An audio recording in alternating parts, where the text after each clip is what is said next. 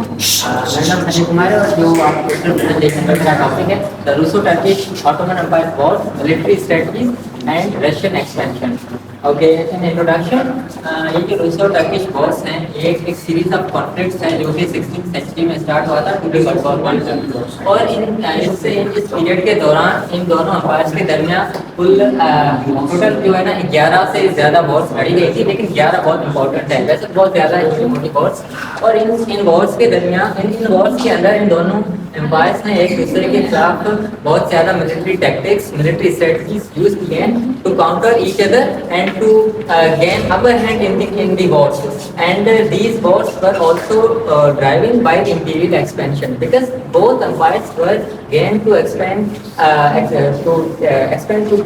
their territories and to secure strategic locations and to assert dominance over the region. But मैंने जो इस poster में सिर्फ Russian expansion को हाईलाइट किया है क्योंकि इस वॉर्स के बाद जो है वो ऑटोमन एम्पायर उसका डिक्लाइन हो जाता है, लेकिन रशिया जो है वो अभी तक भी इस रीजन का, इस खित्ते का, इस पूरे ग्लोब का एक बहुत बड़ा पावर है। तो इसकी वजह से मैंने सिर्फ रशियन एक्सपेंशन को डिस्क्राइब किया है। और मेरा जो ऑब्जेक्टिव था वो ये है कि to find out historical factors and to present comprehensive understanding of these Russo-Turkish wars, highlighting key war sections, military strategies and Russian expansion. ये जो पूरी जो है रिसर्च है, इसके लिए मैंने मुख्तलिफ जो ओल्ड डॉक्यूमेंट्रीज हैं उसको मैंने देखा था और इसके अलावा मैंने कुछ ऑफिशियल और नॉन ऑफिशियल डॉक्यूमेंट्स को एनालाइज किया था। ये मेरी जो फाइंडिंग्स हैं इसको बयान करने से पहले मैं कुछ चीज़ें हैं जो मैं आपको बयान करना थोड़ा ज़रूरी समझता हूँ। इन दोनों एम्पायर्स के दरमियान जो पहली वॉर लड़ी गई थी वो थी 1568 टू 1570 के अंदर 2 साल की ये वॉर लड़ी गई थी जो कि ऑटोमन एम्पायर ने स्टार्ट की थी टू कैप्चर द एस्ट्रखान खानेट जो कि आइवान द टेरिबल ने पहले कैप्चर किया हुआ था। लेकिन उसका रिजल्ट ये निकला कि ये जो रशिया है वो जंग जीत ली थी पहली बार और उसको ऑटोमन एम्पायर को बहुत ज़्यादा हैवी लॉसेस उठाना पड़ी थी और इसी के बाद इस रीजन में जो रशिया की एक्सपेंशन हुई है और इस रीजन के अंदर बैलेंस ऑफ पावर देखने को मिला है ऑटोमन एम्पायर और रशियन जो एम्पायर्स के। तो उसके बाद बहुत ज़्यादा वॉर्स हैं जिसको मैं एक है जो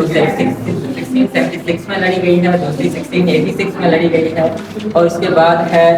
the first and second Austro Russian Turkish, इसमें 3 एम्पायर थे, उन्होंने एक साथ ये जो वॉर लड़ी थी वो भी है। लेकिन और उसके बाद जो है ये ग्रीक इंडिपेंडेंस वॉर है वो भी रशिया और ऑटोमन्स के दरमियान लड़ी गई थी, ग्रीक इंडिपेंडेंस वॉर। लेकिन ये जितने भी वॉर्स हैं इन सब में जो विक्ट्रीज हैं वो दरअसल बहुत ज़्यादा हुआ रशिया के, ऑटोमन्स की बहुत कम है। लेकिन एक क्राइमियन वॉर है जिसके अंदर जो है ऑटोमन्स को विक्ट्री मिलती है, रशिया को हार जाता है जब, क्योंकि उसमें रशिया के अगेंस्ट ब्रिटेन था, फ्रांस था, टर्की और सर्डिनिया, इन दोनों इन 4 ममालिक का जो अलाइंस बना हुआ था जो कि ये जो क्राइमियन वॉर है जो क्राइमियन पेनिनसुला में लड़ी गई थी। क्योंकि उस वॉर का रीज़न ये था कि रशिया जो है वो ब्लैक सी और मेडिटेरियन जो हेडर है उसके अंदर अपनी जो प्रेजेंस है अपना कंट्रोल वो बढ़ाना चाहता था और मेडिटेरियन ईस्ट तक होली लैंड फलस्तीन तक क्योंकि उसको ऑर्थोडॉक्स क्रिश्चियनिटी को भी प्रोटेक्ट करना था इसकी वजह से। लेकिन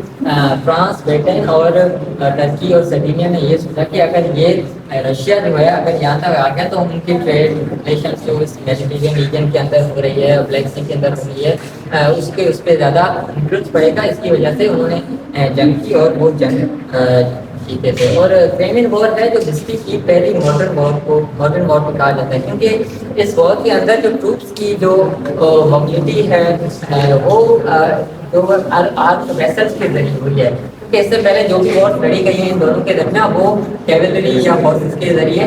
जो ट्रूप्स की मोबिलिटी वगैरह और बाकी चीज़ें हुई है। लेकिन इस वॉर के अंदर बाकायदा वेसल्स चली हैं और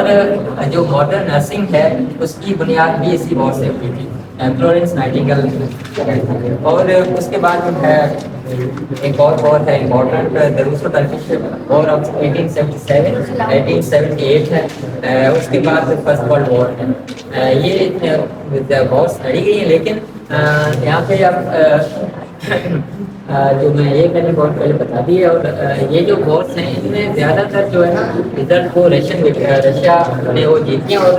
تو significant and result significant territorial gains like Crimea, Caucasus اور ایسٹرن پارٹ یورپ کے جو پارٹس ہیں ان کو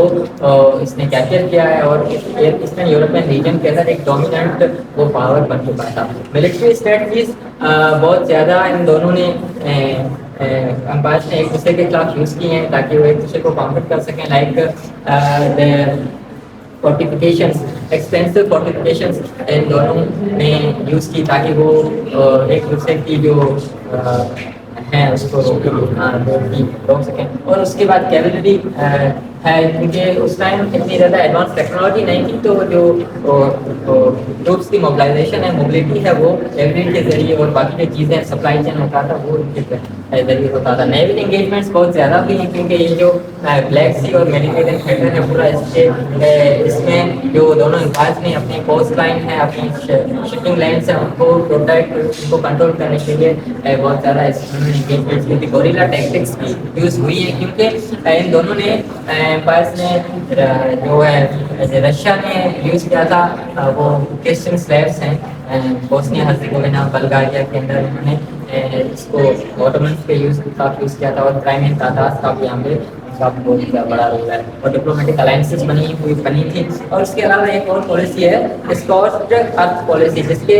ذریعے ان دونوں آرمیز نے ایک دوسرے کی لینڈ اور جو کراپس وغیرہ تھے، اور اس کے علاوہ جو سپلائی چین تھا ان کو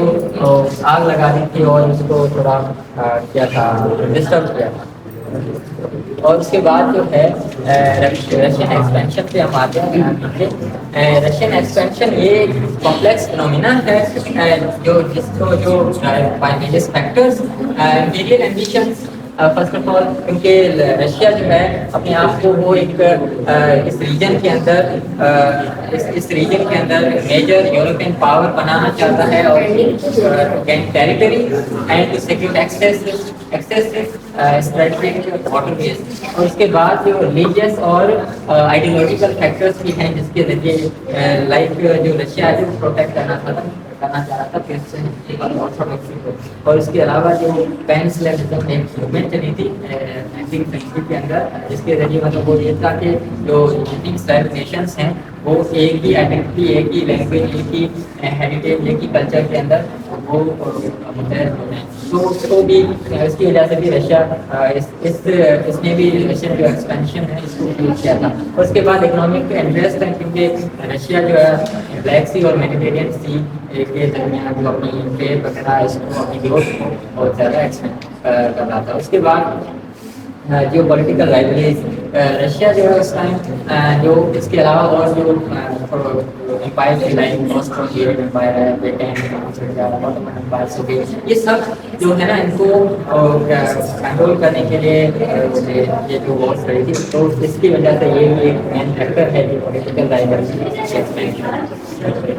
اینڈ ایک اور مین فیکٹر ہے جو کہ یہ ہے کہ ڈکلائن آف آٹومن امپائر، کیونکہ ان پوری وارس کی وجہ سے آٹومن امپائر کے اندر جو ہے وہ ان کا ٹیریٹوریل لاس ہوا تھا، اکنامک اسٹرینتھ ہوا ہے، اور اس کے علاوہ ان کی جو انٹرنل اسٹیبلٹی ہے وہ بھی ڈسٹرب ہوئی تھی، اور اس کی وجہ سے آٹومن امپائر کا وہ ڈکلائن ہو گیا۔ تو اور رشیا جو وہ ایک میجر پاور تھی، تو اس کی وجہ سے یہ بھی ایک مین فیکٹر ہے اس کی ایکسپینشن کا۔ اور اس کے کنکلوژن کے اندر میں نے یہ جو جتنی چیزیں بتائی ان سب کو کنکلوڈ کیا ہے کہ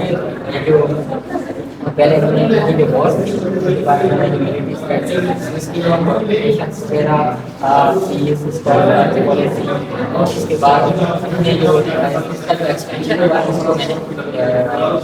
سمرائز کیا ہے۔